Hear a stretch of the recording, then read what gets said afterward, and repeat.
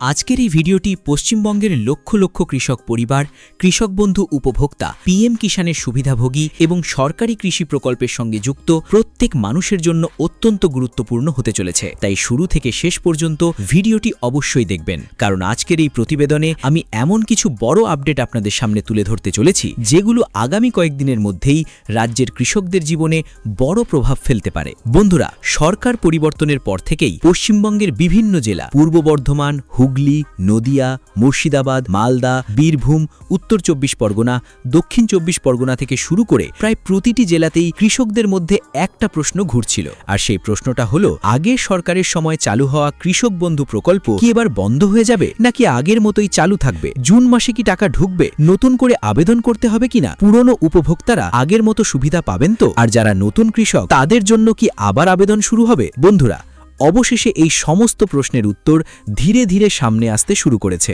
সম্প্রতি এক গুরুত্বপূর্ণ সাংবাদিক বৈঠকে নবনির্বাচিত মুখ্যমন্ত্রী শুভেন্দু অধিকারী খুব স্পষ্ট ভাষায় জানিয়ে দিয়েছেন, চালু থাকা কোনো সামাজিক প্রকল্প, কোনো জনকল্যাণমূলক প্রকল্প, কোনো কৃষি প্রকল্প এই মুহূর্তে বন্ধ করা হবে না। সেটা 5 বছরের হোক, 10 বছরের হোক, 20 বছরের হোক কিংবা 30 বছরের পুরনো হোক, যোগ্য উপভোক্তারা সুবিধা পেতে থাকবেন। বন্ধুরা, এই একটি ঘোষণার পরই রাজ্যের লক্ষ লক্ষ কৃষকের মধ্যে স্বস্তি ফিরে এসেছে। কারণ আপনারা জানেন, কৃষক বন্ধু প্রকল্প পশ্চিমবঙ্গের বহু ছোট, মাঝারি এবং প্রান্তিক কৃষকের জীবনের সঙ্গে জড়িয়ে আছে। অনেক কৃষক এই টাকার সাহায্যে বীজ কেনেন, সার কেনেন, জমি প্রস্তুত করেন, শ্রমিকের খরচ দেন, এমনকি পরিবারের দৈনন্দিন খরচও চালান। তাই সরকার পরিবর্তনের পর এই প্রকল্প নিয়ে স্বাভাবিকভাবেই অনেকের মধ্যে চিন্তা তৈরি হয়েছিল। কিন্তু এখনও পর্যন্ত যে খবর সামনে আসছে তাতে পরিষ্কার, কৃষক বন্ধু প্রকল্প আপাতত বন্ধ হচ্ছে না। বন্ধুরা, এখানেই শেষ নয়। নতুন সরকার ইতিমধ্যেই কৃষকদের নিয়ে একাধিক গুরুত্বপূর্ণ বৈঠক করেছে। আর সেই বৈঠকের পর প্রশাসনিক সূত্রে একের পর এক বড় তথ্য সামনে আসছে। সবচেয়ে বড় খবর হচ্ছে, আগামী জুন মাসের প্রথম সপ্তাহ থেকেই কৃষক বন্ধু প্রকল্পের নতুন অর্থবর্ষের প্রথম কিস্তির টাকা ধাপে ধাপে কৃষকদের ব্যাংক অ্যাকাউন্টে পাঠানো শুরু হতে পারে। হ্যাঁ বন্ধুরা, ঠিকই শুনছেন, জুন মাস থেকেই টাকা ঢোকার সম্ভাবনা তৈরি হয়েছে। তবে এবার একটি বড় পরিবর্তন আসতে পারে। আর সেই পরিবর্তন হলো ডিবিটি, মানে এবার থেকে সরকারি প্রকল্পের টাকা সরাসরি ডিবিটি অর্থাৎ ডাইরেক্ট বেনিফিট ট্রান্সফার পদ্ধতিতে ব্যাংক অ্যাকাউন্টে পাঠানো হতে পারে। কোনো মধ্যস্থতাকারী নয়, কোনো দালাল নয়, কোনো আলাদা ক্যাম্প থেকে টাকা তোলার দরকার নেই। টাকা সরাসরি আপনার নিজের ব্যাংক অ্যাকাউন্টে। বন্ধুরা, অনেকেই এখন জানতে চাইছেন, কৃষক বন্ধুতে এবার কত টাকা পাওয়া যাবে। বর্তমানে কৃষক বন্ধু প্রকল্পে জমির পরিমাণ অনুযায়ী বছরে সর্বনিম্ন 4,000 টাকা থেকে সর্বোচ্চ 10,000 টাকা পর্যন্ত আর্থিক সহায়তা দেওয়া হয়। এই টাকা বছরে 2 কিস্তিতে দেওয়া হয়। প্রথম কিস্তি খরিফ মরশুমে, দ্বিতীয় কিস্তি রবি মরশুমে। সূত্রের খবর অনুযায়ী এবার জুন মাসে যে টাকা আসতে পারে সেটি খরিফ মরশুমের প্রথম কিস্তি হতে পারে। তবে বন্ধুরা, সব কৃষক একসঙ্গে টাকা পাবেন না। টাকা ধাপে ধাপে পাঠানো হতে পারে।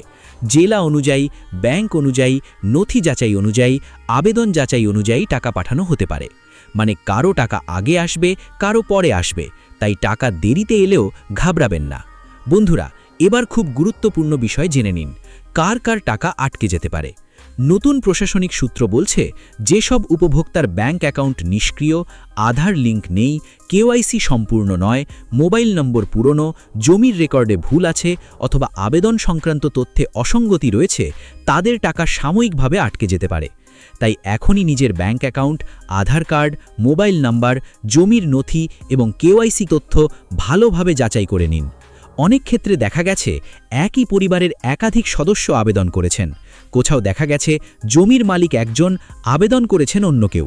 এই ধরনের অসঙ্গতি দূর করার জন্য এবার বিশেষ যাচাই শুরু হতে পারে। বন্ধুরা, আরও একটি বড় আপডেট সামনে আসছে। প্রশাসনিক মহলে জোর আলোচনা চলছে। কৃষক বন্ধু প্রকল্পের নাম ভবিষ্যতে পরিবর্তন হতে পারে বলেও আলোচনা চলছে। হ্যাঁ বন্ধুরা, পুরনো প্রকল্প নতুন নামে চালু হতে পারে বলেও আলোচনা চলছে, যদিও এখনও পর্যন্ত কোনো সরকারিভাবে চূড়ান্ত ঘোষণা প্রকাশ হয়নি। তবে সবচেয়ে স্বস্তির বিষয় হল, পুরনো উপভোক্তাদের আবার নতুন করে আবেদন করতে নাও হতে পারে। আগের ডেটাবেস ব্যবহার করেই টাকা পাঠানো হতে পারে।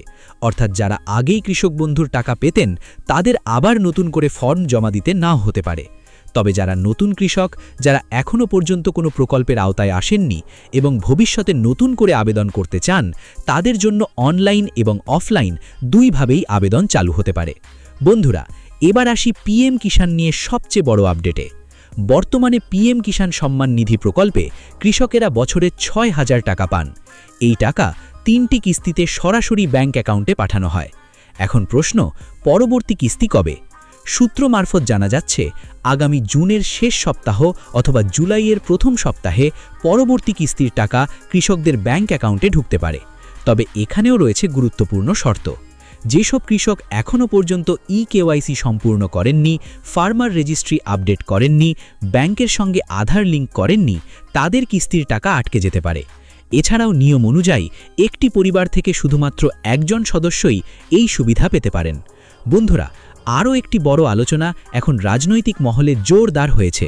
সেটা হলো পিএম কিষাণের টাকার পরিমাণ বাড়তে পারে কিনা। বর্তমানে ৬,০০০ টাকা দেয়া হলেও ভবিষ্যতে এই পরিমাণ ৯,০০০ টাকা পর্যন্ত বাড়ানো হতে পারে বলে বিভিন্ন মহলে আলোচনা চলছে, যদিও এখনও পর্যন্ত কোনো অফিসিয়াল বিজ্ঞপ্তি প্রকাশ হয়নি। বন্ধুরা, মহারাষ্ট্র মডেল নিয়েও এখন অনেক আলোচনা চলছে। মহারাষ্ট্রে কেন্দ্রীয় সহায়তার পাশাপাশি রাজ্য সরকারও কৃষকদের অতিরিক্ত আর্থিক সহায়তা দেয়, ফলে কৃষকেরা বছরে আরও বেশি সুবিধা পান। রাজনৈতিক মহলের একাংশের মতে ভবিষ্যতে পশ্চিমবঙ্গেও এমন মডেল চালু হতে পারে, অর্থাৎ কেন্দ্র এবং রাজ্য দুই দিক থেকেই কৃষকদের আর্থিক সহায়তা দেয়া হতে পারে। বন্ধুরা, আরও একটি বড় খবর হচ্ছে আগামী কয়েক সপ্তাহের মধ্যেই জেলা এবং ব্লক অফিসে বিশেষ সহায়তা শিবির শুরু হতে পারে।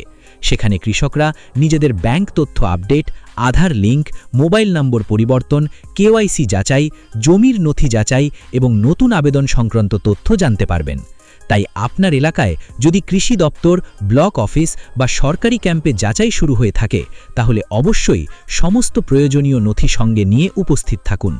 বন্ধুরা, সব মিলিয়ে আজকের সবচেয়ে বড় আপডেট হলো কৃষকদের জন্য চালু থাকা প্রকল্পগুলো আপাতত বন্ধ হচ্ছে না, বরং আরও স্বচ্ছভাবে, আরও দ্রুত এবং সরাসরি ব্যাংকের মাধ্যমে টাকা পাঠানোর পরিকল্পনা করা হচ্ছে। বন্ধুরা, এবার আসি সবচেয়ে গুরুত্বপূর্ণ অংশে, কারণ অনেকেই এখন একটা প্রশ্ন করছেন, নতুন করে যদি আবেদন শুরু হয় তাহলে কি কি ডকুমেন্টস লাগতে পারে, আর যারা আগে থেকেই এই প্রকল্পের সুবিধা পাচ্ছেন তাদের এখন কি করা উচিত। চলুন খুব সহজ ভাষায় পুরো বিষয়টা বুঝে নেওয়া যাক। প্রথমে বলি নতুন কৃষকদের কথা। যারা এখনও পর্যন্ত কৃষক বন্ধু বা অন্য কোনো কৃষি সহায়তা প্রকল্পের আওতায় আসেননি এবং ভবিষ্যতে নতুন করে আবেদন করতে চান, তাদের কিছু গুরুত্বপূর্ণ নথি আগে থেকেই প্রস্তুত করে রাখা উচিত। সবচেয়ে প্রথমে লাগতে পারে আপনার আধার কার্ড, কারণ বর্তমানে প্রায় সমস্ত সরকারি প্রকল্পেই পরিচয় যাচাইয়ের জন্য আধার বাধ্যতামূলক হয়ে উঠছে। এরপর লাগতে পারে ভোটার কার্ড, যাতে আপনার পরিচয় এবং ঠিকানা যাচাই করা যায়।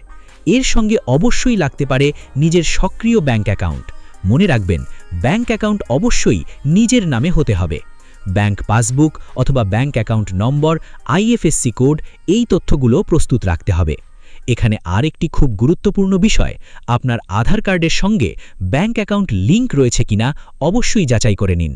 এর পাশাপাশি জমির নথি, খতিয়ান, দাগ নম্বর, পর্চা অথবা জমির মালিকানার প্রমাণ, এই ধরনের জমি সংক্রান্ত তথ্য লাগতে পারে। কিছু ক্ষেত্রে পাসপোর্ট সাইজ ছবি, মোবাইল নাম্বার এবং পরিবার সংক্রান্ত তথ্য চাওয়া হতে পারে। তাই যারা নতুন আবেদন করার কথা ভাবছেন, তারা এখন থেকেই এই সমস্ত নথি প্রস্তুত রাখা শুরু করুন। এবার আসি যারা আগে থেকেই এই প্রকল্পের সুবিধা পাচ্ছেন, অর্থাৎ পুরনো উপভোক্তাদের জন্য কি গুরুত্বপূর্ণ। বন্ধুরা, যারা আগে থেকেই কৃষক বন্ধুর টাকা পাচ্ছেন, তাদের নতুন করে আবেদন করতে নাও হতে পারে, তবে কিছু গুরুত্বপূর্ণ আপডেট অবশ্যই করে রাখা দরকার। প্রথমেই নিজের কেওয়াইসি সম্পূর্ণ আছে কিনা যাচাই করুন। ব্যাংক অ্যাকাউন্ট সক্রিয় আছে কিনা চেক করুন। ব্যাংক অ্যাকাউন্টের সঙ্গে আধার লিঙ্ক রয়েছে কিনা মিলিয়ে নিন। সবচেয়ে গুরুত্বপূর্ণ, আপনার ব্যাংক অ্যাকাউন্টে ডিবিটি অর্থাৎ ডাইরেক্ট বেনিফিট ট্রান্সফার সক্রিয় আছে কিনা অবশ্যই যাচাই করুন। অনেক সময় ডিবিটি সক্রিয় না থাকার কারণে সরকারি টাকা আটকে যেতে পারে। এছাড়াও মোবাইল নম্বর পুরনো হয়ে গেলে সেটি আপডেট করে নিন। জমির রেকর্ডে কোনো ভুল থাকলে দ্রুত সংশোধন করুন। যদি ব্যাংক অ্যাকাউন্ট বন্ধ হয়ে যায়, নতুন অ্যাকাউন্ট হয়ে থাকে অথবা আইএফএসসি কোড পরিবর্তন হয়ে থাকে, সেই তথ্য যত দ্রুত সম্ভব আপডেট করুন। বন্ধুরা, একটি ছোট ভুল, একটি পুরনো মোবাইল নাম্বার, একটি অসম্পূর্ণ কেওয়াইসি অথবা ডিবিটি সক্রিয় না থাকার কারণে আপনার কিস্তির টাকা আটকে যেতে পারে। তাই নতুন আবেদনকারী হন বা পুরনো উপভোক্তা, এখন থেকেই নিজের সমস্ত তথ্য একবার ভালোভাবে মিলিয়ে নিন। কারণ সরকার যখনই চূড়ান্ত তালিকা প্রকাশ করবে, তখন শুধুমাত্র সঠিক এবং আপডেট তথ্য থাকা উপভোক্তারাই দ্রুত সুবিধা পেতে পারেন। এখন রাজ্যের লক্ষ লক্ষ কৃষক অপেক্ষা করছেন সরকারি চূড়ান্ত বিজ্ঞপ্তির জন্য। সরকারি নতুন আপডেট সামনে এলেই আমরা সবার আগে আপনাদের সামনে সঠিক এবং বিস্তারিত তথ্য নিয়ে হাজির হব। ভিডিওটি যদি আপনাদের ভালো লেগে থাকে তাহলে অবশ্যই একটি লাইক করবেন, অন্য কৃষক বন্ধুদের সঙ্গে শেয়ার করবেন এবং প্রতিদিনের নতুন আপডেট সবার আগে পেতে চ্যানেলটি সাবস্ক্রাইব করে রাখবেন। ধন্যবাদ।